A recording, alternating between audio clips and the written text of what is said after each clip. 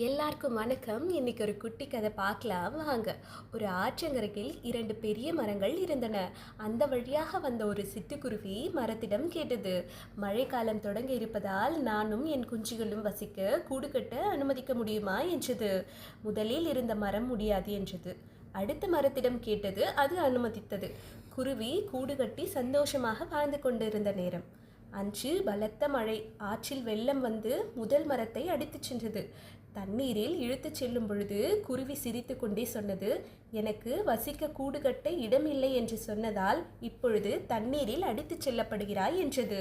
அதற்கு மரம் கூறிய பதில், எனக்கு தெரியும், நான் என் வலுவை இழந்துவிட்டேன் என்று. எப்படியும் இந்த மழைக்கு நான் தாங்க மாட்டேன். தண்ணீரில் அடித்துச் செல்லப்படுவேன். நீயும் உன் குழந்தைகளும் நல்ல வாழ்க்கையை வாழ வேண்டும் என்றுதான் உனக்கு இடம் இல்லை என்றேன். மன்னித்துவிடு என்றது. உங்களை யாரும் நிராகரித்தால் அவர்களை தவறாக நினைக்காதீர்கள்.